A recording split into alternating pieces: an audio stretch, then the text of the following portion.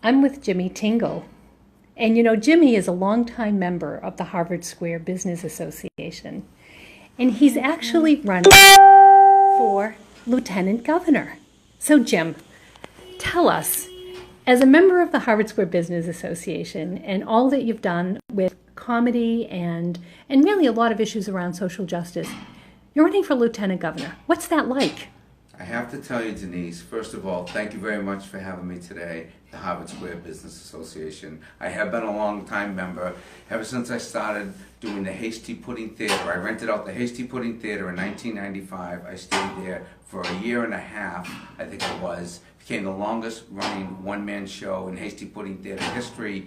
I've always loved the Harvard Square Business Association. You guys have been unbelievably supportive, not only to myself and my comedy career in this area, but also to all these businesses here. So the reason I'm running for lieutenant governor is I think I can help. I've been doing social and political humor for 30 years, and I finally got to the point where I said, you know, I think I want to try to actually implement some of the things I've been talking about on stage for the last 30 years. So that's why I'm doing it. And what's it been like? How about a roller coaster? You know, let me say this, it's a lot harder than comedy. Now I go places to talk to people, they don't give me any money. And it's much different. But it's been fun, really interesting. I'm energized by the people I talk to. I love talking to people at these different town committees. I would say it's fun, it's hard, it's educational, and I'm really glad I did it. Because win or lose, the point is to get involved. Yeah. And as an entertainer, you can do a lot, but there's only so much you can do as an entertainer. And I think as an elected official, you can actually help move the ball down the field, and that's what I'm aspiring to do. So, are you're crisscrossing the state? Crisscrossing the state. Meeting people. I don't want to brag. Yeah. Last night I was in Lynn. Yep. Before that I was in Haverhill.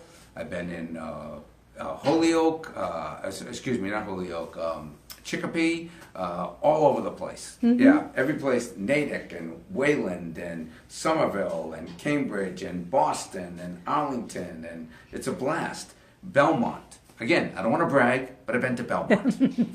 So, Jimmy, you know, you're known as a comedian, right? Yeah. So do they really question you? I mean, do they take you seriously? They do take me seriously after I speak. Now, when I'm talking to you and we're old friends, so I'm a little bit, you know, in a more of a comedic mood. But, yeah, they take me seriously. Initially, people say, is it a joke? And it's not a joke. And I tell people right off the bat, many of you know me as a comedian. I just want to let you know this is 100% serious.